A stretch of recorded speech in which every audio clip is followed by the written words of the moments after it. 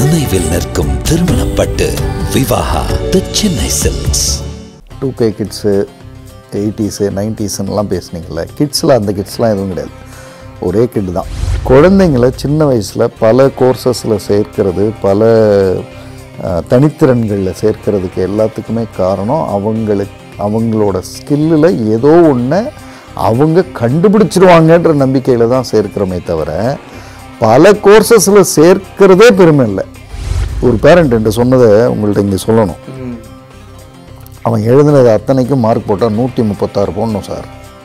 புரியலைங்க சார். அது இப்போ வந்து 12th முடிச்சிருக்கேன், நீ காலேஜில் போய் இதை படினா அதுக்கு ஃப்யூச்சரே இல்லை. I don't think there is a future. சரி, நீ எதை படிக்கலான்னு நினைக்கிறேன்? நான் யோசிச்சு சொல்கிறேன், உங்களுக்கு என்ன அவசரம்? இப்போ 12th முடித்தா அடுத்த வருஷமே காலேஜில் சேரணுன்னு ஏதாவது இருக்கா அப்படின்னு கேட்குறான். இந்த மாதிரி சின்ன வயசில் கேட்டதுக்கு கை தட்டினாலுங்க இவங்க. என் பிள்ளை எவ்வளோ அறிவாக பேசுது, ஆனால் ப்ராக்டிக்கலாக வரும்போது உதகுது இல்லை. இப்போ அதுதான் பிரச்சனை. இதை ஏற்படுத்துகிற பேரண்ட்ஸ் வந்து அவங்களோட குழந்தைகளுக்கு ஆக்சுவலாக நல்லது நினச்சி தீயது பண்ணிகிட்ருக்கோம். இந்த ஏரியா வந்து ரொம்ப முக்கியமானது. இதில் வந்து அவன் செவனேன்னு இருந்தவனை பிடிச்சி அவனை எல்லாத்துலேயும் சேர்த்து நீ வந்து எக்ஸலண்ட், நீ எக்ஸலண்ட் ஒரு சின்ன தோல்வியை கூட அவனால் தாங்க முடியாது. அந்த ஸ்டேட்டஸ் அதில் என்ன ஆகுது, ஜெயிச்சே ஆகணும். இந்த ஃபீட்பேக், இந்த பின்னூட்டத்தை நான் எப்படியாவது வாங்கி ஆகணுன்றதுக்கான எல்லா தவறுகளையும் அவன் செய்ய ஆரம்பிப்பான். என்ன சொன்னாலும் அதில் எதிர்மறையாக பேசினா அது புத்திசாலித்தனம்னு இன்னும் பல பேர் நினச்சிட்ருக்காங்க.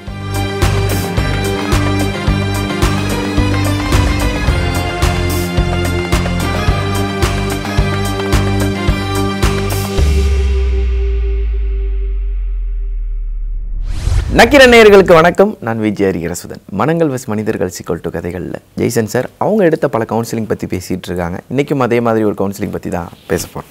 வணக்கம் சார். வணக்கம் சார். இப்போ 90களில் பிறந்தவர்கள் அப்படின்னு எல்லோரும் சொல்கிறாங்க. 90s கிட்ஸை பார்த்து பரிதாபப்படுறவங்களாம் இருக்காங்க. அப்படி இருந்தாலும் அந்த காலகட்டத்தில் எங்களுக்கு வந்து ஒரு குறிப்பிட்ட குழந்தை பருவம் இருந்துச்சு. பம்பரம் ஓட்டம், பட்டை ஓட்டம், இது எல்லாமே இருந்துச்சு. ஒரு 15 வயசுக்கு அப்புறம் தான் எந்த ஒரு விஷயமானதாலும் தெளிவு கிடச்சிச்சு. இதுதான் வாழ்க்கை, இப்படி இந்த வயசில் இப்படி தான் இருக்கணும் அப்படின்னு. ஆனால் இப்போ 2K கிட்ஸ் 210 கிட்ஸ்லாம் வந்துட்டாங்க. 2000 பிறந்தவர்கள் 2010க்கு அப்புறம் பிறந்தவர்கள்னு மாறிடுச்சு. இவங்க பெற்றோர்கள்லாம் என்ன பண்ணுறாங்கன்னா, ஃபுல்லாக வந்து 2 வயசு ஆகிடுச்சா, 2 வயசுக்குள்ளே ஒரு 2 கின்னஸ் சாதனை பண்ணிடணும். 3 வயசு ஆகிடுச்சா, அவன் கராத்தே குங்ஃபு என்னென்ன இருக்கோ எல்லாத்தையும் தான் புள்ள கற்றுக்கணும். அப்படிங்கும் போது அந்த குழந்தைகளோட மெச்சூரிட்டி அப்படிங்கிறது அந்த குழந்தை பருவத்தை விட்டுட்டு அடுத்த ஸ்டேஜ் 5 வயசு புள்ள 10 வயசு குழந்தை மாதிரி பேசு. 10 வயசு பையன் வந்து 20 வயசு.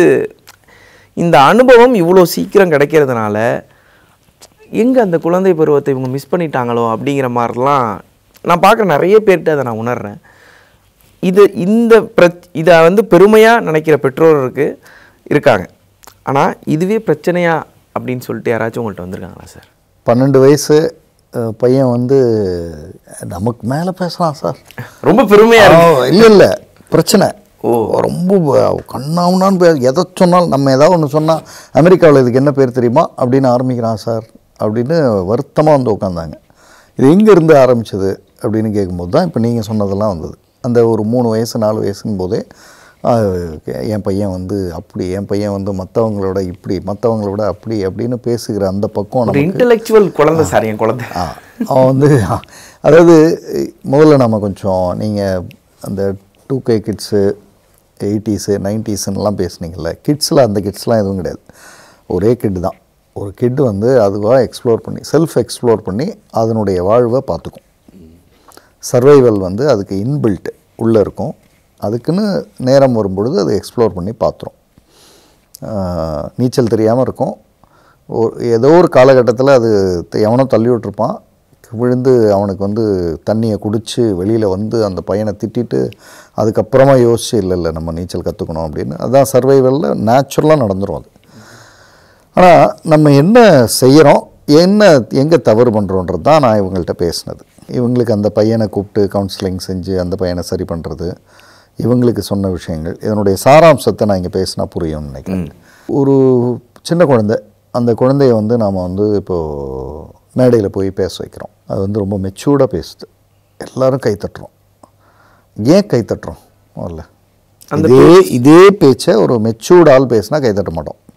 ஏன்னா அனுபவசாலி அவருக்கு தெரியாது. ஆமாம். இதுக்கு ஏன் பேசுகிறோம் அப்படின்னா, எதுவாக அது இருக்க வேண்டுமோ குழந்தைத்தனம் இல்லாமல் எதுவாக அது இருக்கக்கூடாதோ ரொம்ப பெரிய மனுஷத்தனம் அதை நோக்கி நகர்றதை நம்ம விரும்புகிறோம். குழந்தைத்தனத்தை நம்ம ஏன் விரும்புறதில்ல?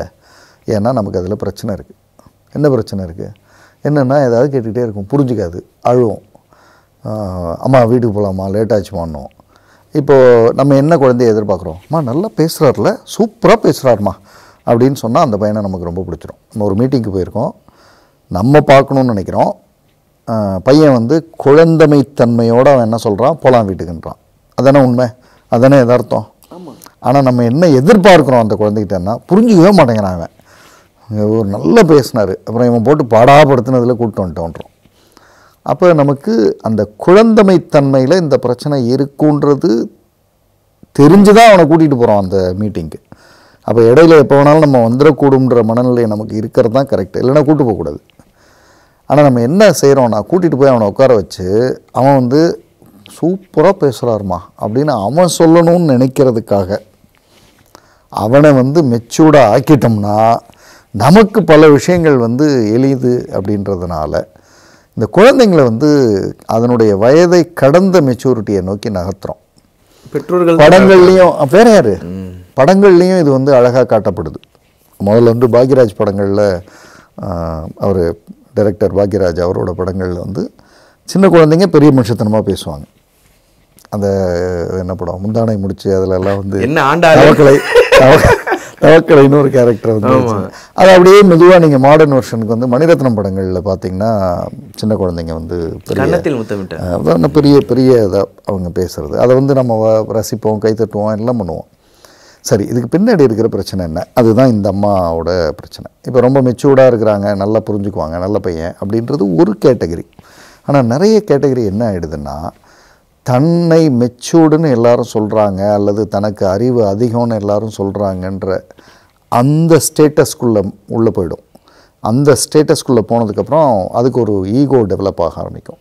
அந்த ஈகோவில் அது யார் சொன்னாலும் கேட்காம போகும். அது இப்போ நீங்கள் என்ன பண்ணிட்டீங்கன்னா, சாதாரணமாக இருந்த ஒரு பையனை பிடிச்சி அவனுக்கு வந்து ஸ்டேட்டஸ் 5ன்னு வச்சுக்கோங்க, நீங்கள் 15 ஆக்கி இப்போது அவன் 15ன்னு நீங்கள் சொன்னீங்க, அவன் 1500ன்னு நம்பிட்டான்.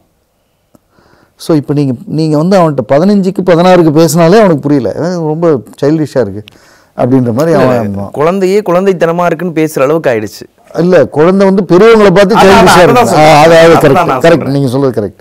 அந்த இடத்துக்கு போகிறது நடந்துருச்சு. இதுதான் இந்த பையன்கிட்ட பிரச்சனை. அவன்கிட்ட எதை பேசினாலும் இப்போ வந்து 12th முடிச்சிருக்கேன், நீ காலேஜில் போய் எதை படினா அதுக்கு ஃப்யூச்சரே இல்லை. I don't think there is a future. சரி, நீ எதை படிக்கலான்னு நினைக்கிறேன்? நான் யோசிச்சு சொல்கிறேன், உங்களுக்கு என்ன அவசரம்? இப்போ 12th முடித்தா அடுத்த வருஷமே காலேஜில் சேரணுன்னு ஏதாவது இருக்கா அப்படின்னு கேட்குறான். இந்த மாதிரி சின்ன வயசில் கேட்டினதுக்கு கை தட்டினாலுங்க இவங்க, என் பிள்ளை எவ்வளோ அறிவாக பேசுது, ஆனால் ப்ராக்டிக்கலாக வரும்போது உதவுது இல்லை. இப்போது அதுதான் பிரச்சனை. அப்போது நம்ம வந்து இப்போ புதுசாக நிறைய கோர்சஸ்லாம் சேர்க்கக்கூடாதா? படிக்க குழந்தைங்களை சின்ன வயசில் பல கோர்சஸில் சேர்க்கிறது, பல தனித்திறன்களில் சேர்க்கிறதுக்கு எல்லாத்துக்குமே காரணம் அவங்களோட ஸ்கில்லில் ஏதோ ஒன்று அவங்க கண்டுபிடிச்சிருவாங்கன்ற நம்பிக்கையில் தான் சேர்க்கிறோமே தவிர பல கோர்சஸில் சேர்க்கிறதே பெருமை இல்லை. அதில் அது எது அதை திறமையாக அவன் வந்து எக்ஸ்ப்ளோரிங், அதாவது ஒரு 20 விஷயம் பண்ணுறான். அவன் சிலம்பம் கற்றுக்கிறான், பாட்டு பாடுறான், மேடையில் போய் பேசுகிறான் அப்படின்றது வந்து 20 பாசிபிலிட்டிஸாக அவன் முன்னாடி ஓப்பன் பண்ணி காட்டுறோம். சடனாக அவனுக்கு 1லேயோ 2லேயோ மனசு ரொம்ப லயிச்சிரும். எனக்கு கித்தார் வாசிக்கிறது தான் ரொம்ப பிடிக்குதுமா அப்படின்னு சொன்னான்னா அப்போ அதுதான் அவனோட ஃபைனல் டெஸ்டினேஷனாக இருக்கக்கூடும். அதை நோக்கி அவன் நகர்றதுக்கான வாய்ப்புகளை தான் ஏற்படுத்துகிறோம். ஆனால் இந்த வாய்ப்புகளை ஏற்படுத்துறதுல போய் ஜெயிக்கிறது பண்ணுறதையே பெரிய மாயையாக பேசுது. அவன் கராத்தே எது விட மாட்டாங்க, எல்லாத்துலேயும் பண்ணிடுவான், எல்லாம் அவன் தான். அவனை மாதிரி இப்படியே பேசிகிட்டு இருந்து ஒரு கட்டத்துக்கு அப்புறம் அவன் நம்பிடுறான். நீங்கள் 5 பேர் இப்போ நீங்கள் காலையில் எந்திரிச்சு வரீங்க, என்ன சார் டல்லாக இருக்கீங்க அப்படின்னா நமக்கு ஒரு மாதிரி இருக்கும். 10 பேர் கேட்டால், 100 பேர் நம்மகிட்ட கேட்டால் ஒருவேளை டல்லாக தான் இருக்கும் போடுறது நம்ம. அது மாதிரி அவன் செவனேன்னு இருந்தவனை பிடிச்சி அவனை எல்லாத்துலேயும் சேர்த்து நீ வந்து எக்ஸலண்ட் ஒரு சின்ன தோல்வியை கூட அவனால் தாங்க முடியாது. அந்த ஸ்டேட்டஸ் அதில் என்ன ஆகுது, ஜெயிச்சே ஆகணும், இந்த ஃபீட்பேக், இந்த பின்னூட்டத்தை நான் எப்படியாவது வாங்கியே ஆகணுன்றதுக்கான எல்லா தவறுகளையும் அவன் செய்ய ஆரம்பிப்பான். சரியாக செஞ்சு சரியாக இருக்கிற குழந்தைங்க ஜெயிச்சவன் கூட கூட நமக்கு வன்மம் வந்துடும், இவனை அடுத்த வாட்டியன் அப்படிங்கிற இல்லை, எனக்கு வர வேண்டியது இவனுக்கு போச்சு, எல்லாம் அங்கே தான் ஆரம்பம். இப்போ இதை ஏற்படுத்துகிற குழந்தைங்க சாரி இதை ஏற்படுத்துகிற பேரண்ட்ஸ் வந்து அவங்களோட குழந்தைகளுக்கு ஆக்சுவலாக நல்லது நினச்சி தீயது பண்ணிகிட்ருக்கோம். இந்த ஏரியா வந்து ரொம்ப முக்கியமானது.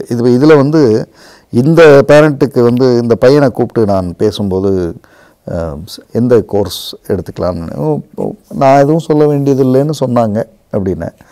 நோ நீங்கள் சொல்லலாம், நான் கேட்டுக்கிறேன் அப்படி. அப்போ நீங்கள் கவனித்து பார்த்தீங்கன்னா அதில் ஒன்று புரியும். நான் எதுவும் சொல்ல வேண்டியதில்லை அப்படின்னு நான் சொன்னால் அதுக்கு எதிர்மறை வரும். இப்போ உங்களுக்கு ஒன்று சொல்லலாம்னு நினைக்கிறேன், இல்லை நீங்கள் ஏன் எனக்கு சொல்லணும் அப்படின்னா அதுக்கும் எதிர்மறை வரும். அதாவது எதிர்மறையாக பேசுறதுன்றதே ஒரு ஒரு ஒரு அதாவது புத்திசாலித்தனத்தினுடைய பல வெளிப்பாடுகளில் ஒரு வெளிப்பாடு வந்து எதிர்மறையாகவே பேசிகிட்டு இருக்கிறதுன்னு யாரோ எங்கேயோ சொன்னாங்கன்னு நம்பிக்கிட்டு இருக்கிறது. என்ன சொன்னாலும் அதில் எதிர்மறையாக பேசினா அது புத்திசாலித்தனம்னு இன்னும் பல பேர் நினச்சிட்ருக்காங்க. அது அவங்களோட முட்டாள்தனம். நீங்கள் சோஷியல் மீடியாவிலையும் பார்த்தீங்கன்னா யாரோ ஒருத்தர் ஏதோ ஒரு கருத்தை போட்டு போயிடுவார். நீங்கள் கீழே போய் கமெண்ட் ஒரு 300 கமெண்ட் ஓடிட்டுருக்கோம். அது டோட்டலாக அதுக்கு அகேன்ஸ்டாக ஓடிட்டுருக்கோம். அவர் போட்டவரே இதை மறந்துட்டு போய் அவர் தூங்கியிருப்பார். ஆனால் இந்த ஒரு 300 பேர் வந்து அதுக்கு அகேன்ஸ்டாவோ அதுக்கு ஃபாராவோ அடிச்சுக்கிறதுக்கு போகிறதெல்லாம் நடந்துக்கிட்டு இருக்கும்.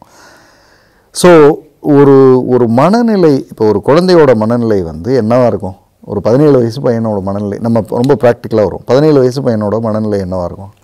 ஸ்கூலில் ஆமாம், அப்பா நல்லபடியாக முடிச்சுட்டேன், நல்ல மார்க் எடுத்துட்டேன், ஏதோ ஒரு காலேஜில் சேர்க்கணும், எனக்கு வந்து என்னமோ தெரில, எனக்கு இயல்பாக வந்து எனக்கு வந்து பைலட் ஆகணும்னு ஆசையாக இருக்குது, நீங்கள் எது பார்க்கணுமோ பாருங்கள். அவர் வந்து பெரும்பாலும் நம்ம சர்க்கிளில் இருக்கிறவங்க வீடுகள்லாம் இதுதான் நடந்திருக்கும்.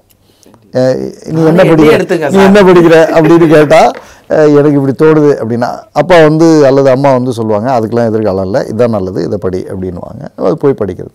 இப்போ குழந்தைங்க எக்ஸ்ப்ளோர் பண்ணக்கூடாதா? நல்லா பண்ணலாம். போய் அவங்களே பார்த்து எனக்கு வந்து I want to go and study in Australian யூனிவர்சிட்டின்னு சொல்கிறது தப்பு இல்லை. ஆனால் அப்படி சொல்கிறது பெருமைன்னு நினைக்கிறீங்கல்ல நீங்கள், அங்கே தான் தப்பு ஆரம்பமாகுது.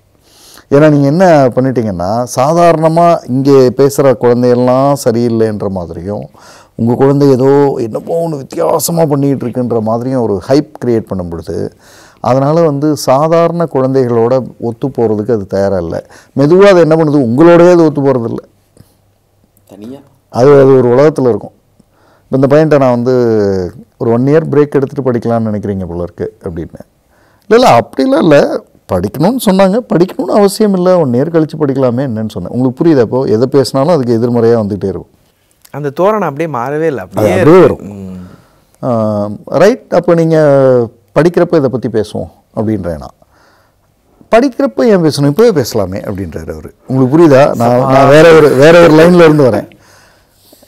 இல்லை, இப்போவே பேசுகிறதுன்றது அது ஒரு முடிவு எடுத்ததுக்கப்புறம் பேசினா தானே சரியாக இருக்கும், இப்போ பேச முடியாதுல்ல, இப்போவே முடிவு எடுத்துடலாமே அப்படின்றார்.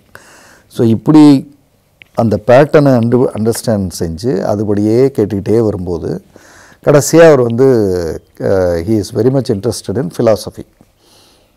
அப்போ இந்த பேசுகிறதும் கூட அதனுடைய வெளிப்பாடாக இருக்கலாம். ஃபிலாசபி மாதிரி எனக்கு ரொம்ப பிடிக்குது அப்படின்னு. சரி, அதுவே படிக்கலாம் அப்படின்னு முடிவு பண்ணாங்க, போயிட்டாங்க. இப்போ இவங்க அம்மா வந்து என்கிட்ட கேட்டது வந்து, எப்படி சார் நீங்கள், நான் எவ்வளோ சொன்னேன், அவன் கூட சண்டை போட்டுக்கிட்டே இருந்தோம், நீங்கள் எப்படி டக்குன்னு முடிச்சிங்க அப்படின்னு. டக்குன்னெலாம் முடிக்கல. அந்த பேட்டர்ன் வந்து எதை சொன்னாலும் எதிராக பேசுகிற பேட்டர்ன் உருவாயிடுச்சு. ஏன் எதிராக பேசுகிறது உருவாச்சு? அதனுடைய ஆரம்ப புள்ளி என்ன? அவன் எதை செஞ்சாலும் நீங்கள் என்ன சொன்னீங்க? பாராட்டினீங்க. அவனை வந்து ஒரு ஹைப்பில் கொண்டு போய் வச்சுட்டீங்க. நீங்கள் அதை தான் சொல்கிறேன், அவன் 5ல் இருந்தவனை 15ன்னு நீங்கள் பேசுனீங்க. அவன் 1500 நினச்சி உட்காந்துட்ருக்கான். இப்போ 1500 இருக்கிறவன்ட்ட போய் நீங்கள் என்ன பேசினானா அப்படின்ற மாதிரி இருப்பான். அப்போ நான் அவங்ககிட்ட போய் என்ன பேசினேன்னா, நீ 1500, நான் வந்து 3 தான், எனக்கு எப்படி தெரியும், உனக்கு தானே தெரியும் அப்படின்னா அவன் 1500லேருந்து 150க்கு இறங்குறான். இல்லைப்பா எனக்கு தெரியாது அப்படின்னா 100க்கு வரான். அப்போ கடைசியாக கீழே வந்து நீங்கள் சொல்லுங்கள் அங்கிள், நான் கேட்டுக்கிறேன்றான். அப்போ அந்த ஹைப்பை உடைக்கிற வேலையை தான் பண்ணுது. ஓகே. இன்னொரு விஷயம் இதுலேருந்து நீங்கள் சொல்கிறது வந்து ஒரே விஷயம் புரியுது சார். தவறை எந்த இடத்துலையுமே சுட்டி காட்டாமல் பாராட்டிக்கிட்டே இருந்தோம்னா கடைசியில் இதான் இந்த நிலைக்கு தள்ளப்படுவாங்கிறத உண்மை. அதாவது வெறுமனையே தவறையே சொல்கிற பேரண்ட்ஸும் தவறு தான். அது ஒரு குரூப்பு. அது வந்து அவனை வந்து கில்ட்டிலேயே வைக்கிறது, குற்ற உணர்ச்சியிலேயே வளரும். நீ எதுவுமே இல்லைடா, அவன் எதையாவது செய்யணுன்றதுக்காக வன்முறையாக எதையாவது செய்வான். இது ஒரு குரூப்பு. இன்னொன்று வந்து அதெல்லாம் எப்போவுமே நான் பாராட்டிகிட்டே தாங்க இருப்பேன் அப்படின்றது நியாயமான பாராட்டுதல் எஸ். அந்த நியாயமான பாராட்டுதலுக்கு பக்கத்திலேயே ஒரு எச்சரிக்கை உணர்வோடு பேசுகிறதும் எஸ். ஆனால் எக்ஸாம் பாஸ்லாம் பண்ணியிருக்கேன், நல்ல மார்க் எடுத்திருக்கிற, வெரி குட், வர்ற எக்ஸாம்லேயும் ஒழுங்காக பார்த்து நல்லா படி, இது ஓகே. இதில் எடுத்துட்டோம்லாம் நினச்சி ஆடாத அப்படின்றது இந்த இந்த குறை சொல்கிற மனநிலை. ஆனால் இப்போ நம்ம பேசுகிறது வேறு. இது ஒன்றும் இது நீ உனக்கு சாதாரணமாச்சு, இதெல்லாம் ஒன்றுமே கிடையாது. நீ இன்னும் ஒழுங்காக படிக்கலையோ, ஐ திங்க் 100க்கு மேலே ஏதாவது மார்க் வச்சா பரவாயில்ல அப்படி பேசுகிற பேரண்ட்ஸ்லாம் பார்த்துருக்கேன் நான். ஒரு 100ன்றது சார் அவனுக்கு 100 ரொம்ப கம்மி சார் அப்படின்வாங்க. 100 ரொம்ப கம்மி, 100 வந்து பர்சன்டேஜ் கீழே வர வச்சிருவாங்கல்ல.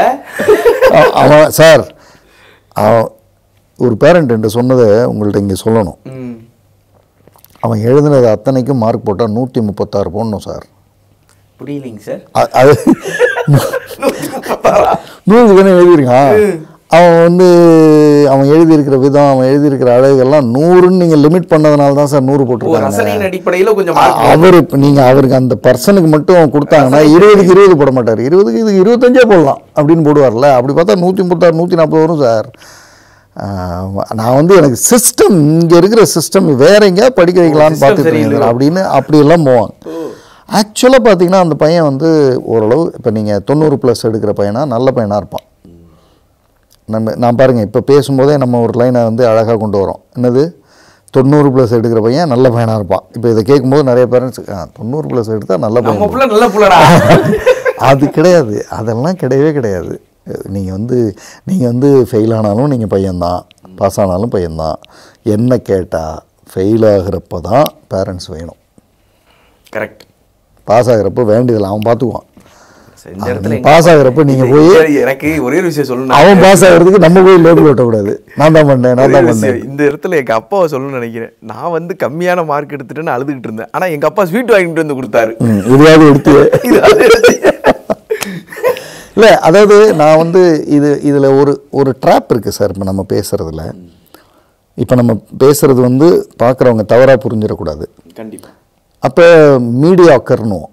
மீடியாக்கர்ன்றது ஆவரேஜையும் விட கீழேன்னு வச்சுக்குவோம், ஒஸ்ட்டு அப்படின்னு வச்சுக்குவோம். அந்த மாதிரி படிக்கிறவங்கள வந்து எப்படி நம்ம செலிப்ரேட் பண்ணுறது அப்படின்னு ஒரு கேள்வி இருக்கிறது. ரொம்ப நியாயமான கேள்வி. சரி, நீங்கள் ரொம்ப டூ மச்சாக பெஸ்ட்டாக படித்தே ஆகணும் அப்போ தான் பையன் அப்படின்னு சொல்கிறது எவ்வளோ தவறு மாதிரி. சாதாரணமாக இருந்தாலும் ஓகே தான்ப்பா, நானும் பையன் தானே அப்படின்றதும் தவறு. உங்களுடைய திறமைக்கு என்ன முயற்சி செய்யணுமோ அதை முயற்சி செஞ்சு தோல்வி அடைஞ்ச பொழுது, ஜெயிக்கும்போது நீங்கள் விட்டுருங்க. நீங்கள் செய்ய வேண்டியதை செஞ்சு தோல்வி அடையும் போது பக்கத்தில் இருக்க வேண்டியது அப்பான்றேன் நான், அம்மா, 2 பேர் செய்ய வேண்டியதை செஞ்சாச்சு. அதில் ஒன்றும் சார் நோ கொஸ்டின் சார். அவன் வந்து அவனோட பெஸ்ட்டை கொடுத்துட்டான். அவனுக்கு என்ன மார்க் வந்தாலும் சரி, நான் தான் அப்பா, அவன் பக்கத்தில் உட்காந்துருப்பேன். அவனை யார் எதுவும் சொல்லும் அப்படின்றது என்ன கேட்டால் பெஸ்ட்டுன்னுவேன். அதை விட்டுட்டு இப்போ 100க்கு அவன் முயற்சி பண்ணால் 98 எடுத்துட்டான்றது ஊரெல்லாம் வந்து ரொம்ப பெருமையாக பேசுறது, அவங்ககிட்டயே பெருமையாக பேசுறது. அவனை கொஞ்சம் கொஞ்சமாக அவனை வந்து நம்ம கிளாஸில் இருக்கிறவங்கலாம் என் கூட இருக்க வேண்டிய அவசியமே இல்லை, ஏதோ இவனுங்கெல்லாம் வந்து கிளாஸில் உட்காந்து அந்த லெவலுக்குலாம் கொண்டு போய். ஒரு பையன் என்கிட்ட பேசும்போது சொன்னான், I don't speak with my class students அப்படின்னா. ஏன் அப்படின்னு கேட்டேன். they are childish, they are rude, இல்லை, they are childish, he is rude. அதாவது they are அந்த அவங்களாம் வந்து ரொம்ப ஏதாவது விளையாட்டுத்தனமாக பேசிகிட்டு இருப்பாங்க. அவங்கள்ட்ட போய் பேசிட்டேன். நான் வந்து அப்போ நீ யார்கிட்ட பேசுவேன் அப்படின்னா, நான் வந்து I speak with my elders, teachers, professors அப்படின்னு. அது நல்ல விஷயம் இருக்குது அதில். இப்போ ப்ரொஃபஸர்ஸ்கிட்ட பேசுகிற தேடல் இருக்கிற மனிதர்கள், குழந்தைகள் வந்து அட்டகாசம். ஆனால் நீ எல்லாம் சரியில்லை, எனக்கு அவங்க தான் ஆள் அப்படின்றது இருக்குல்ல. இங்கேயே நம்ம அவனை வந்து ஒரு பார்ஷியாலிட்டி பார்க்குற, வன்மம் உருவாக்குகிற ஒரு ஆளாக்கிட்டோம். அவன் என்ன பண்ணுவான், எந்த இன்ஸ்டியூஷனுக்கு போனாலும் இந்த கேட்டை திறந்துடுவானா அவன் மனுஷனாவே மதிக்க மாட்டான். நேராக அவருக்கு வந்து சிஇஓ அவங்க தான் பேசு, இவன் யாரோ அப்படின்னு. இன்றைக்கும் நீங்கள் நிறைய பேரை பார்க்கலாமே. நீங்கள் நமக்கு வந்து கேட்டை திறந்து விடுகிற ஒரு மனிதர்கிட்ட சாப்பிட்டீங்களா, நல்லா இருக்கீங்களான்னு கேட்க எவ்வளோ நேரம் ஆகும் போகுது? கேட்குறோமா? கடந்து தான் போகிறோம். அவரை அப்படியே கடந்து போயிடுவோம். அவர்கிட்ட ஒரு சிரிப்பு, ஒரு உள்ளே வரும்பொழுது அவரை பார்க்கும்போது நல்லா இப்போ நம்ம பேசுகிறோம்ல, இது குழந்தைகள்கிட்ட இப்போ இருக்கிற குழந்தைகள்கிட்ட ஏன் வரல அப்படின்னு கொஞ்சம் பின்னாடி போய் பார்த்தோம்னா, ஹைப்லேயே வளர்க்குறது அவனை அந்த மோட்லேயே வச்சு. ஆமாம், அவன் வந்து சாதாரணமாக பேசும்போதே அவன் என்னடா ஒரு டிரைவர்கிட்ட போய் பேசிகிட்டு இருக்கேன்றது. ஏன் டிரைவர்னா அவன் மனுஷன் இல்லையா, அவன்கிட்ட பேசக்கூடாதா? அப்போ உங்களை நீங்கள் படிப்பில் மட்டும் இல்லை, மார்க்கில் மட்டும் இல்லை, எல்லாத்துலேயுமே அவனை ஹைப்லேயே வச்சுருக்கிறது. என்னமோ நாம் வந்து இறங்கி வந்த குடும்பன்ற மாதிரியே பேசிகிட்டு இருக்கிறது. நீ எல்லாத்தையும் பேச விடு, எல்லாரோடவும் பழகட்டும், அந்த ஒரு தன்மை வர வைக்கிறது. இப்போ இந்த பையன் வந்து கடைசியாக ஜாயின் பண்ணி படிக்க ஆரம்பித்து அதுக்கப்புறம் ஃபிலாசபி படித்து அந்த டைம் வரும்போது ஐ திங்க் ஃபஸ்ட் இயர் நினைக்கிறேன், அந்த டைமில் வந்து he started speaking with almost all.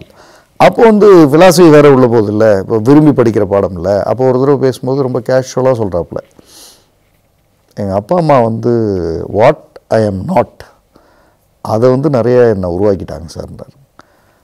நான் கேளுங்க, எனக்கு வேணும்னே எனக்கு புரியல அப்படின்னா, இல்லை நான் ரொம்ப சிம்பிளாக தானே சொன்னேன் அப்படின்னா, அதுக்கு முன்னாடி வர ஹைப்படாக பேசியே பழக்கப்பட்டு இருந்த பையன் அதை குறைச்சிட்டு வரான். இல்லை நம்ம சிம்பிளாக பேசணும், நம்ம ஏதோ எங்கேயோ பேசுகிறோம், அதெல்லாம் பேசக்கூடாது. இல்லை sir, what I am not, நான் என்னவா இல்லையோ அதுவாக என்னை வளர்க்க முயற்சி பண்ணிட்டாங்க. ஸோ அவங்க வந்து நான் வந்து ரொம்ப புத்திசாலின்ற மாதிரி சொல்லுவாங்க. நானும் அப்படி தான் நம்பிட்டு இருந்தேன். பட் நம்ம இன்றைக்கி வந்து பார்த்தா பல ஃபீல்டில் ஜெயித்தவங்களாம் இருக்காங்க. அப்புறம் நம்ம என்ன பெரிய புத்திசாலியாக இல்லை, அவங்கவுங்க இதுக்கு செய்கிறாங்க அப்படின்னு. ஸோ அது ஒரு வித்தியாசமான கவுன்சிலிங் அது. ஓகே, இது ரொம்ப முக்கியமான ஒரு விஷயமாக பார்க்குறேன் சார். நான் இந்த எபிசோடு வந்து அடுத்த ஜென்ரேஷன் பேரண்ட்ஸுக்கும் உதவும்னு நினைக்கிறேன். ஏன்னா எல்லாருக்கும் ஒரு மனநிலை இருக்குல்ல, தன்னோட குழந்தைங்க இந்த ஸ்கூலில் படித்தாதான் புத்திசாலியாக வருவாங்க, கற்றுக்கிட்டாதான் புத்திசாலியாக வருவாங்க. சொல்கிறதுக்கு முன்னாடியே ஒன்று வந்துடுறேன், புத்திசாலியாக வருவாங்கன்றது எங்கேருந்து வருதுன்றேன். அதான் அதுக்கு ஒரு பேராமீட்டர் எங்கேருந்து வருது. அப்போ ஒரு குழந்தை புத்திசாலி, 100 குழந்தைங்க படிக்கிறாங்க, 10 குழந்தைங்க புத்திசாலியாக வராங்கன்னா 90 குழந்தைகளுக்கு என்ன பேர் சொல்கிறீங்க நீங்கள்? நீங்கள் இந்த பேர் சொல்லலை நீங்கள், ஆனால் வேறு என்னமோ சொல்லிகிட்டு இருக்கீங்க, என்னமோ சொல்லிகிட்டே இருக்கீங்க. அவன் 10 சூப்பர்னு கை தட்டும் போது இந்த 90 பேருக்கு வேற ஒரு செய்தி, அதாவது நான் வெர்பல் சொல்லாமல் சொல்கிறீங்க. டே அவன் புத்திசாலி அப்படின்னா நீ இல்லை, அது ஸ்ட்ரெயிட் மெசேஜ். அப்புறம் உனக்கு வேறு பேர்லாம் இருக்குது, நீ வந்து ஒன்றுத்துக்கும் உதவாதவன், நீ ஒன்றும் அவன் கூட தான் படித்தான், அவன் எடுக்கிறான் போகிறான் வரான், அதுக்குள்ளெல்லாம் போயிடுறோம். இது வந்து மார்க்கு. நான் மார்க்கையும் கடந்து வரேன்.